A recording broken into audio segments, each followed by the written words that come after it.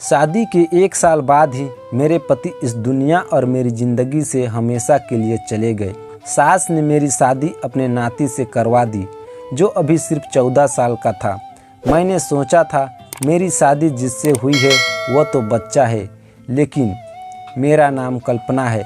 मैं बहुत ज़्यादा खूबसूरत थी। मेरी ज़िंदगी में सब कुछ ठीक था। मुझे ऐसा लगता था ज़िंदगी में फिर कभी कुछ बुरा नहीं होगा, क्योंकि मैंने कभी कुछ बुरा नहीं किया था। लेकिन वही होता है जो किस्मत में लिखा होता है।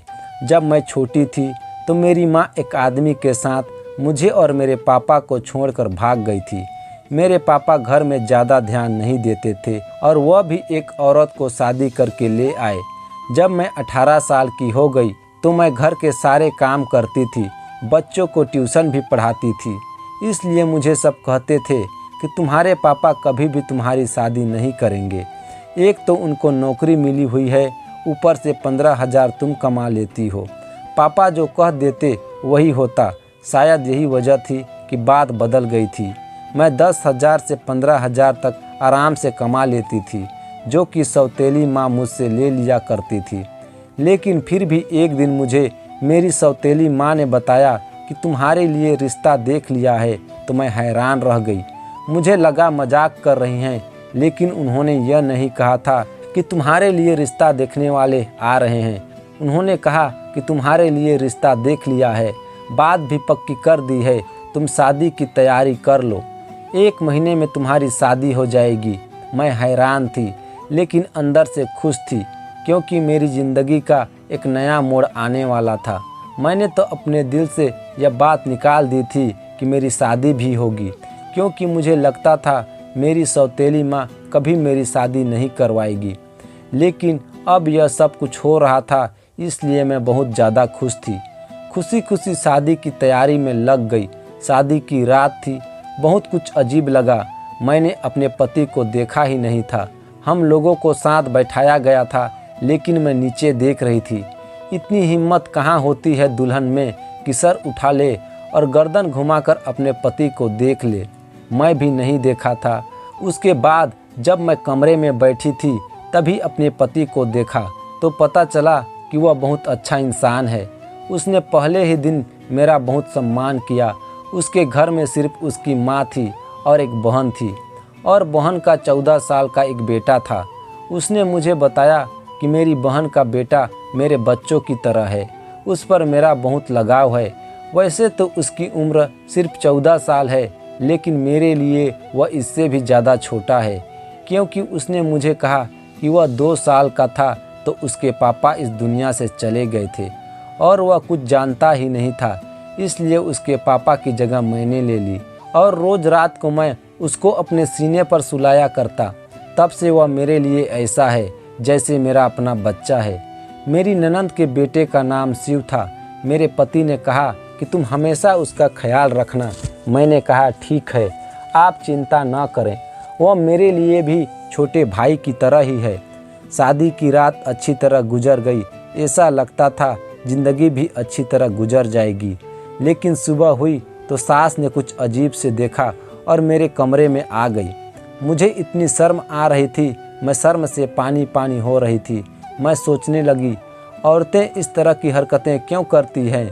उसके बाद में अपने भांजे के पास थोड़ी देर बैठ गई। मेरी सास ने कहा, अब तुम तैयार हो जाओ, रोज़ तुम्हें देखने के लिए रिश्तेदार आएंगे।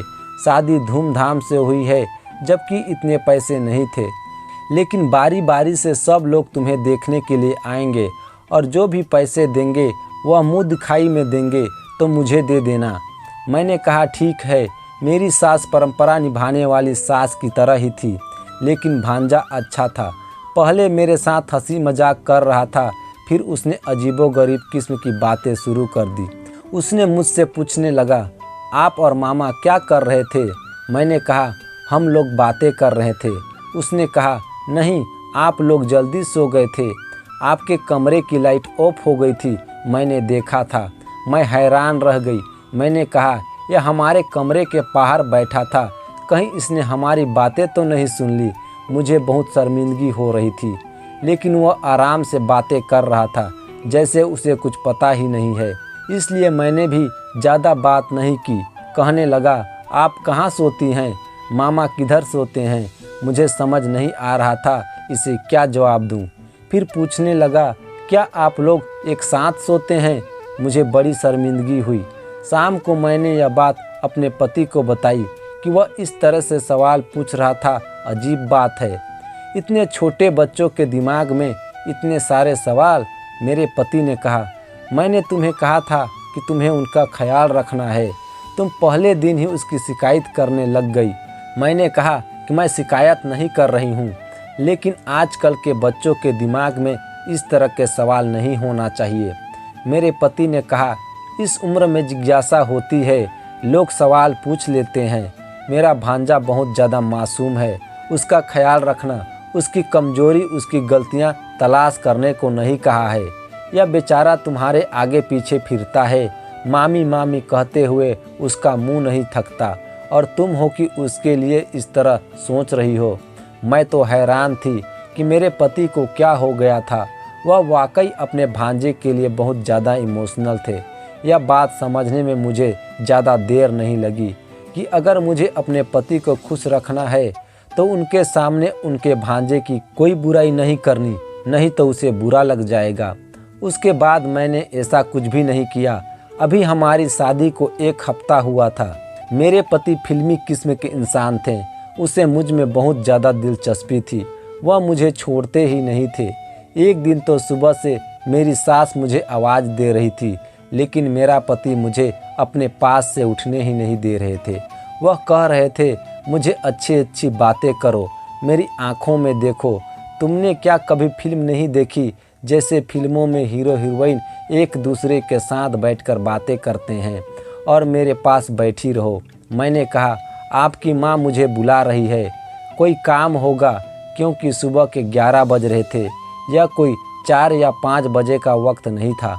लेकिन मेरा पति मुझसे बातें कर रहा था और फिर वही हुआ। मुझे मेरी सास से डांट पड़ती रही। मुझे इन लोगों को समझ ही नहीं आता था। यह लोग थोड़े से अजीब थे। मेरी सास आखिरकार कह ही दिया, तुमने तो आते ही मेरे बेटे को अपनी उंगलियों पर नचाना शुरू कर दिया है, तुम्हारे अलावा इसे कोई दिखता ही नहीं। मैंने कहा, ऐसा कुछ नहीं है, अब वह खुद ही मेरा दीवाना है तो मैं क्या कर सकती हूँ। लेकिन मेरे पति ने मुझे कहा था, मेरी माँ का हमेशा ख्याल रखना, उसको खुश रखना। इसलिए मैं सारे घर के काम अच्छे तरीके से करती थी, कभी कुछ भी नहीं बोलती थी, कोई जवाब नहीं देती थी। उनको अगर जवाब देती तो बहुत तरीके से, जिस पर वह गुस्सा नहीं होती। पर मेरी शादी को अभी 1 साल भी पूरा नहीं हुआ था जब मुझे एक बुरी खबर मिली। वह यह है कि मेरा पति इस दुनिया से चला गया। इसके बाद हम लोग बहुत ज़्यादा परेशान हो गए और सोचने लगे कि यह खबर झूठी हो। लेकिन जब लाश को घर लाया गया तो मेरी होश उड़ गए और मेरी सास, मेरा भांजा और मेरी ननंद, हम बुरी तरह से चिल्ला चिल्ला के रो रहे थे। भगवान से प्रार्थना कर रहे थे कि यह खबर भी झूठ हो। पर मेरा पति इस दुनिया से जा चुका था। यह दुख मेरे लिए बहुत बड़ा था। मेरे माँ बाप ने कहा, यह दुख तुम अपने ससुराल में ही पूरा करो, उसके बाद हम तुम्हें आकर ले जाएंगे। मैं रोती रही, तड़पती रही। मेरी सास मुझे कहती रही कि तुम जब से आई है तूने मेरे बेटे को खा लिया, तेरे कदम ही मनहूस है। इस घर का वारिस चला गया, मेरा बेटा चला गया, सब कुछ बर्बाद हो गया, सब कुछ खत्म हो गया। यह सब तूने किया है। यह 4 महीने ताने सुनने में ही गुजरे थे, लेकिन उसके बाद यह वक्त ख़त्म हो गया। मैं यह सोचकर थोड़ी बेफिक्र थी कि अपनों के साथ चली जाऊंगी। वैसे भी अब मेरी ज़िंदगी में खुश रहने के लिए क्या रह गया था। पापा ही थे मेरे अपने, बाकी तो मेरी माँ भी सौतेली थी। जब मेरी सौतेली माँ और मेरे पापा मुझे वापस लेने के लिए आए तो मेरी सास ने एक ऐसी बात की कि सब हैरान रह गए। मेरी सास का कहना था, मैं उसे वापस नहीं भेज सकती, यह मेरे बेटे की विधवा है। मेरे पापा ने कहा, आपका बेटा इस दुनिया में नहीं रहा, अब इसका यहाँ पर क्या काम।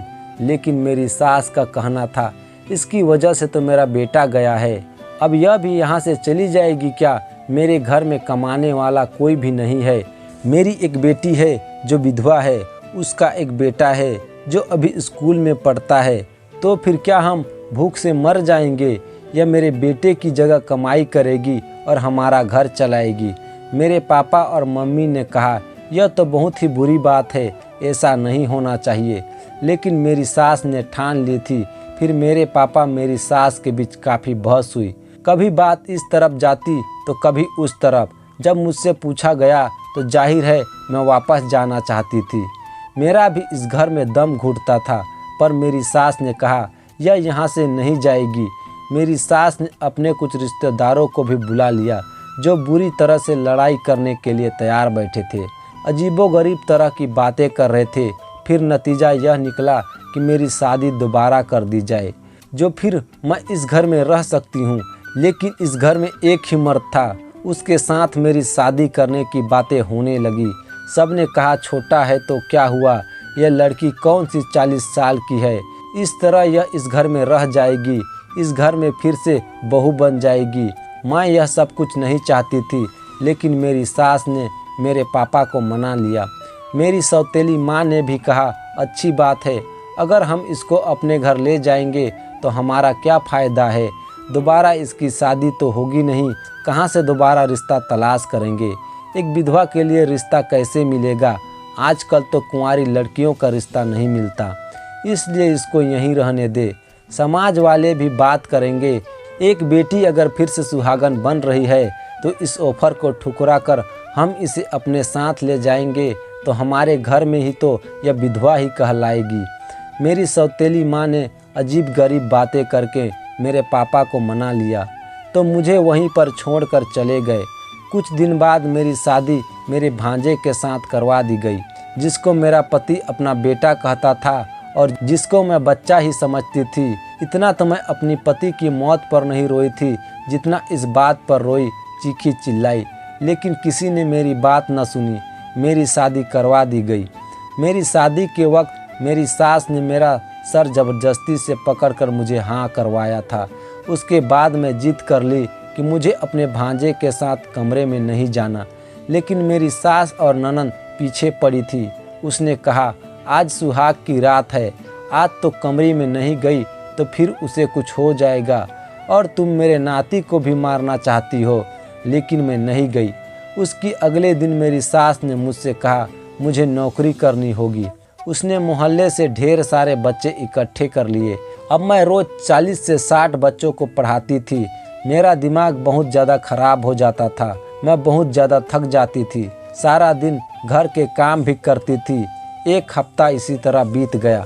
मैं अपने भांजे के कमरे में जाने से घबराती थी, नहीं जाना चाहती थी। मुझे लगा वह बच्चा है। मेरा उसके साथ रिश्ता करवा दिया गया। बस वह अपने कमरे में रहे और मैं अपने कमरे में। उसके कमरे में जाकर क्या ही करना था। मेरी सास मेरे पीछे पड़ी थी। कुछ दिन तो इस तरह बीत गए। मैं एक दिन यह देखकर हैरान रह गई। मेरा भांजा खुद कह रहा था कि मेरी पत्नी को मेरे कमरे में भेजो, लेकिन मुझे पता था वह बच्चा है। इसे इन सारी बातों का पता नहीं, इसलिए वह कह रहा होगा कि उसे यह सब कुछ अजीब लग रहा है। वह खुश हो रहा है कि एक तो उसकी शादी हो गई, वह भी इतनी जल्दी। उसके लिए यह सब कुछ नया है। मैं हैरान रह गई कि उसके दिमाग में भी ऐसी बातें तो पहले ही दिल में थी। मैं समझ गई थी कि उसे ऐसी चीज़ों का शौक़ है, लेकिन उसे यह नहीं पता था कि पत्नी क्या होती है। मेरी ज़िंदगी बर्बाद हो गई थी।